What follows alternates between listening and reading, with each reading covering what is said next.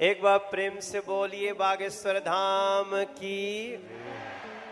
दोस्तों, बागेश्वर धाम सरकार जी इन दिनों कुछ ज्यादा ही चर्चाओं में है और YouTube, फेसबुक समेत कई सोशल मीडिया प्लेटफॉर्म्स पर ये छाए हुए हैं क्योंकि इनके अंदर जो खासियत है वो किसी चमत्कार से कम नहीं है।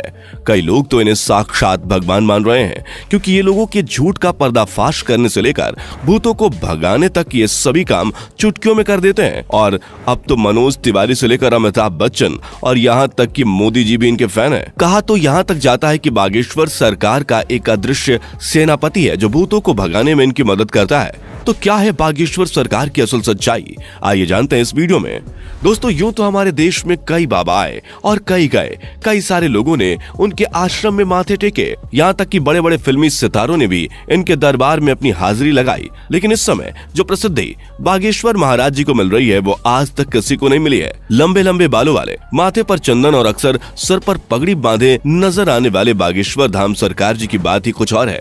और इस चीज का सबसे बड़ा सबूत बड़े बड़े फिल्मी सितारों का इनके दरबार में आके इनके प्रवचन और गीत सुनना है। फिर चाहे मोदी सरकार के सबसे दिग्गज नेता मनोज तिवारी हो या फिर साउथ इंडियन फिल्म इंडस्ट्री के सुपरस्टार सुमन तलवार, जिन्होंने बागेश्वर धाम आकर बाबा के नाम पर ठुमके भी लगाए और हाथ जोड़कर नमस्कार भी किया। अभी हाल ही में सदी के महानायक अमिताभ बच्चन जी की एक वीडियो बहुत ज्यादा वायरल हो रही है जिसमें वो बैठकर बाबा के कीर्तन का आनंद ले रहे हैं। लेकिन दोस्तों, ये एक रात का चमत्कार नहीं है बल्कि इसके पीछे एक ऐसे बच्चे की कहानी छुपी हुई है जिसके संघर्ष के बारे में जानकर आपके भी होश उड़ जाएंगे। हजारों की संख्या में लोग अपनी मनोकामनाओं को पूरा करवाने और अपनी तकलीफों को दूर भगाने के लिए बागेश्वर धाम दर्शन के लिए पहुंच जाते हैं और ये सब कुछ मुमकिन हो पाया है बागेश्वर धाम जी के चमत्कारों की वजह से।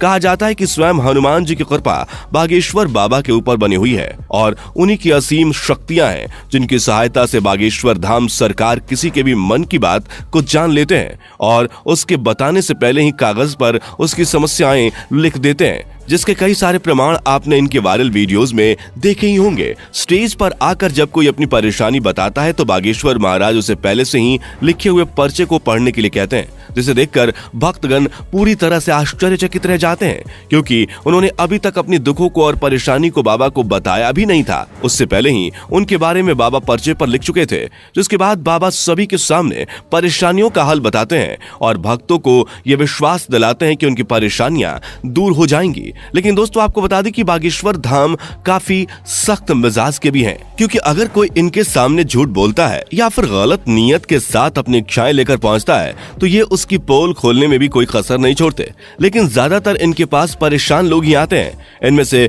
कुछ लोग वो होते हैं जिनके ऊपर किसी भूत प्रेत का साया होता है, लेकिन बाबा के सामने आते ही वो भूत प्रेत का साया भी चुटकियों में भाग जाता है क्योंकि इनके ऊपर हनुमान जी की असीम कृपा है। वो कहते हैं ना कि भूत पिचास निकट नहीं आवे, महावीर जब नाम सुनावे। दोस्तों, हनुमान जी के परम भक्त बागेश्वर सरकार जी का असली नाम पंडित धीरेन्द्र कृष्ण शास्त्री है, लेकिन लोग इन्हें बागेश्वर धाम महाराज और बागेश्वर सरकार के नाम से जानते हैं। पंडित धीरेन्द्र कृष्ण शास्त्री जी का जन्म 4 जुलाई 1996 को मध्य प्रदेश के छतरपुर जिले के छोटे से गांव गढ़ा में हुआ था। ये एक बहुत ही गरीब पंडित परिवार से ताल्लुक रखते हैं। बागेश्वर सरकार ने अपने एक इंटरव्यू के दौरान बताया था कि जब वो मात्र 9 साल के थे तब उनका मन बालाजी महाराज की सेवा में लग गया था। इन्हें हनुमान जी की भक्ति और उनके प्रेम के सिवा कुछ भी नजर नहीं आता था।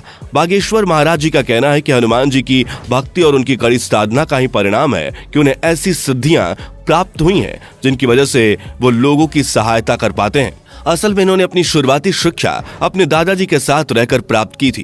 कहा जाता है कि इनके दादाजी भी अपने समय के बहुत बड़े विद्वान शास्त्री हुआ करते थे और उन्हें भी दिव्य शक्तियां प्राप्त थीं। इनके दादाजी भी दिव्य दरबार लगाकर लोगों की समस्याओं का हल करते थे। तभी से इन्होंने अपने दादाजी को अपना गुरु मान लिया और उनसे ही सारी चीजें सीखने लगे। दादाजी के साथ रहकर इन्होंने रामायण, महाभारत और गीता जैसे धार्मिक ग्रंथों का अध्ययन किया। लेकिन अगर इनकी प्रारंभिक शिक्षा की बात की जाए तो बागेश्वर सरकार ने अपने गांव से ही 8वीं तक पढ़ाई की।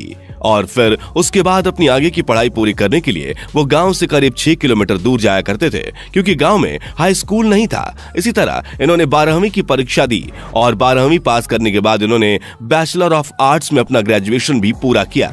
यानी कि हनुमान जी की असीम कृपा के साथ साथ बागेश्वर सरकार के पास डिग्रियां भी हैं। बता दें कि अपने ग्रेजुएशन के दिनों से ही धीरेन्द्र कृष्ण अपने दादाजी की तरह बालाजी महाराज की सेवा करने लग गए थे। इनके घर के पास बालाजी यानी कि हनुमान जी का एक प्राचीन मंदिर भी है, जहां पहले इनके दादाजी दरबार लगाया करते थे, लेकिन उनकी मृत्यु के बाद दरबार कई सालों तक खाली रहने लगा। लेकिन धीरेन्द्र कृष्ण शास्त्री ने हनुमान जी की सेवा करनी नहीं छोड़ी और वो लगातार बालाजी के नाम का ध्यान करने लगे। लंबे समय तक ध्यान में लीन रहने के बाद इनके ऊपर बालाजी और उनके स्वर्गीय दादाजी ने अपनी कृपा दिखाई और अचानक से ही उन्हें असीम शक्तियों का एहसास होने लगा। उन्हें महसूस हो रहा था कि वो लोगों के मन की बातों को समझ सकते हैं, वे क्या चाहते हैं, उनके दिमाग में क्या चल रहा है। ये सारी बातें वे बिना कुछ कहे ही समझ जाते थे और उनका निवारण भी बताते थे। अपनी इन शक्तियों का इस्तेमाल करके इन्होंने लोगों के कष्टों को दूर करना शुरू कर दिया। लोग जब इनके पास अपनी समस्या लेकर आते थे तो ये पहले से ही उनके मन की बात समझकर उन्हें समस्या का समाधान बता देते थे। धीरे धीरे धीरेन्द्र शास्त्री जी को ये समझ में आ गया कि उनके अंदर उनके दादाजी की ही तरह दिव्य शक्तियां मौजूद हैं। तब जाकर उन्होंने अपना दरबार लगाना शुरू किया और यहीं से धीरेन्द्र कृष्णा शास्त्री बागेश्वर धाम सरकार के नाम से फेमस होने लगे। मंगलवार और शनिवार को अपना धाम लगाकर ये भक्तों के दुख तकलीफों का निवारण करते हैं। जिनकी अर्जी लगती है उन्हें बागेश्वर धाम अपने पास बुलाते हैं और उसकी समस्या को उसके बिना कुछ बोले ही सवाल और सवालों का हल एक पर्चे में लिख देते हैं, जिससे लोगों का विश्वास बागेश्वर धाम पर और भी ज्यादा बढ़ने लगा है। आप ये जानकर हैरान रह जाएंगे कि बागेश्वर धाम सरकार ने केवल भारत में ही नहीं बल्कि पूरी दुनिया में अपने दरबार लगाए हैं और लाखों की भीड़ इकट्ठा करके उनके दुखों का निवारण किया है। कुछ लोग तो इन्हें साक्षात भगवान का दर्जा देते हैं। हालांकि कुछ महिलाएं ऐसी भी हैं जो बागेश्वर धाम सरकार की खूबसूरती को देखकर उनके ऊपर अपना दिल हार बैठती हैं और उनकी बातें सुनने और उन्हें एक नजर देखने के लिए उनके धाम पहुंच जाती हैं। लेकिन अपने सख्त मिजाज के लिए मशहूर बागेश्वर महाराज जी का ध्यान इस तरह की चीजों पर बिल्कुल भी नहीं जाता। वैसे दोस्तों, हमारे देश में जहां बाबाओं और तांत्रिकों की छवि इतनी ज्यादा खराब हो गई है, जिनमें से आधे से ज्यादा तो जेल की हवा खा रहे हैं, जैसे ही जनता किसी बाबा पर अपना विश्वास दिखाती है वैसे ही उसके काले कारनामों का चिट्ठा खुलने लगता है, जिस वजह से लोग अब इन चीजों पर विश्वास करने से घबराने लगे हैं। इस माहौल में अगर कोई 26 वर्षीय शख्स अपनी दिव्य शक्तियों से लोगों को हैरान कर दे तो दुनिया के मन में सवाल तो उठेंगे ही, और इन्हीं सवालों का जवाब ढूंढने के लिए कई मीडिया कर्मी भी बाबा के दरबार में चोरी चुपके जा चुके हैं ताकि वो बागेश्वर धाम की सच्चाई जान सकें। लेकिन इतने सारे स्टिंग ऑपरेशंस के बाद भी कोई जान नहीं पाया कि आखिर कैसे बागेश्वर महाराज लोगों के मन की बात जान लेते हैं, क्योंकि कई सारे जो नए लोग दरबार में आए होते हैं उनकी अर्जी लग जाती है और जब वो बाबा के सामने जाते हैं तो उनके मन की सारी बातें बाबा पहले से ही लिख चुके होते हैं। इस तरह की चीजें देखकर मीडिया कर्मियों के भी होश उड़ गए और वो लगातार बागेश्वर महाराज को लेकर जांच पड़ताल कर रहे हैं, लेकिन अभी तक उन्हें कोई भी ऐसी चीज प्राप्त नहीं हुई है जिसे लेकर वो बागेश्वर धाम सरकार के ऊपर किसी तरह का सवाल उठा सके या उन पर कोई आरोप लगा सके। तो दोस्तों, आज के लिए सिर्फ इतना ही। जाने से पहले वीडियो को लाइक शेयर जरूर करें और ऐसी और वीडियोस के लिए चैनल को सब्सक्राइब करके बेल नोटिफिकेशन को भी जरूर ऑन कर लें। धन्यवाद।